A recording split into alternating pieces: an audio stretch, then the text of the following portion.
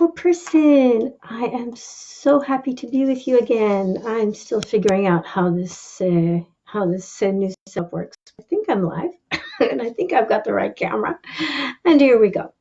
So, last week sometime, I posted a graphic that I found, which had to do with uh, evolution of behavior of people who are in lockdown, as most of us are, and it sort of kind of moved from the left to the right, and on the left it was, you know, taking your fear and anger out on other people, and it kind of moved through growth to, trying to be more supportive and so on. And a friend of mine um, told me that it was an example of toxic positivity, which is a term I'd never heard before.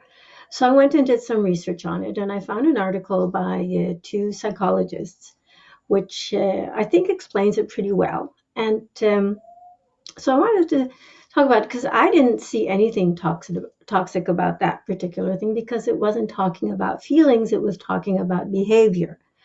Um, but she said that she's been, working with a community of differently abled people, and they had an issue with toxic positivity. And so I went and I did some research. So I've got my notes here. And as I understand it, the when people say, and I could be wrong, so feel free to correct me, that when people talk about toxic positivity, what they mean is a denial of negative feelings.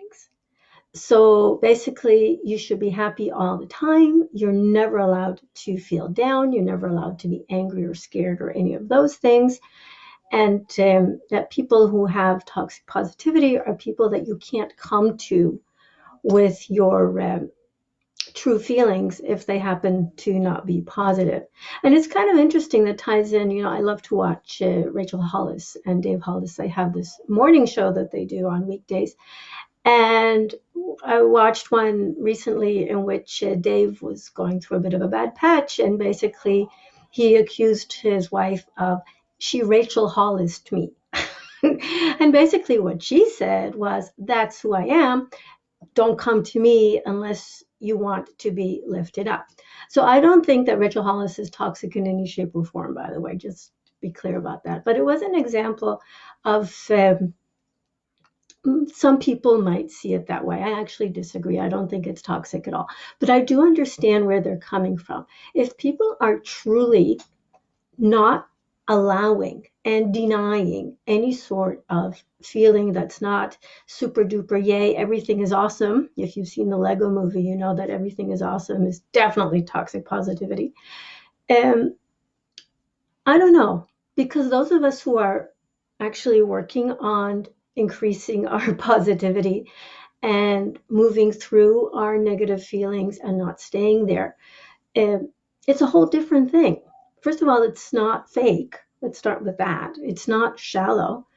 And I think the real difference is the question of, what do you do with those feelings? Okay, if you feel that you have to stuff them, there's a lot of women out there who feel that they're not allowed to get angry. That's a whole different thing. I don't know that they're necessarily positive in a fake way, but they express their anger by internalizing it, and they stuff their feelings with food or alcohol or drugs, or they turn it into self, loathing and all the toxic things that come from that. But I say, feel your feelings. Feel all the feelings. As my teacher, Brooke Castillo, says, nobody ever died from a feeling. Sometimes we think we're going to. Sometimes we think that the feelings are just so big they're going to destroy us. But the fact is, emotions, feelings will not actually kill us. So even though the feeling can be really shitty in that moment and absolutely negative, anger, fear, shame, all of those things, it's actually really important to feel them. The difference is, once you have felt this feeling, what are you going to do next? Can you I mean, Ray Higdon talks about having gone through really terrible experiences as a child. He was abused, and then later as an adult, he went through foreclosure. He had a trusted employee steal $60,000 from him. He talks about this on a regular basis. It obviously really hit. And then he says, I'm human. That sucked. Okay. Feel the feelings. But then what do you do? Are you going to stay in those negative feelings? Are they going to be your entire reality? Or are you going to look at it and say, what can I learn from this? What can I do with this? How can I move on from this? And what I really think is that the difference here is between a victim mindset. This happened to me. I am angry. I am hurt. I am all the things. And those feelings are completely legitimate. Something happened. You are hurt. You are angry. You're locked up. You might be differently abled, whatever the circumstances. And you are angry and hurt and upset and all the negative feelings. And that's okay. It's 100% okay. Feel those feelings. But are you going to stay there? That is the question. Okay, that is really the huge question. And I don't think there's toxic positivity involved in the question of what can I control? What can I do? How can I move on and not spend my life being a victim and just feeling that things are just happening to me and I am helpless and have no control? One thing that we've learned during this pandemic is how little control we actually have. Lots of things that we thought we could control, we actually can't. So that's kind of a scary thought. Anyway, this is getting to be longer than I intended, so I'm just going to round it off. So toxic positivity is being relentlessly positive, not listening, denying negative feelings in oneself and others. That's how I understand the definition. But the question is, what do you do with that?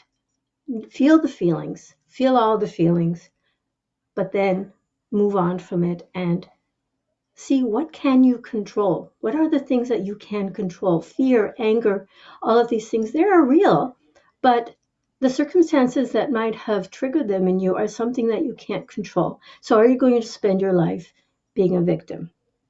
So anyway, I made a whole bunch of notes from this article that I found and from my own thoughts that I've been expressing here. If you would like to have those notes about the whole question of toxic positivity versus, victim mentality versus what can I control, drop me a message and I'll be happy to send them to you because I think it's really important in this time to be aware of our own feelings, feel all the feelings, cry, scream, kick your legs, do all the things that you need to do, and then pick yourself up and say, what can I learn from this? Where can I go from here?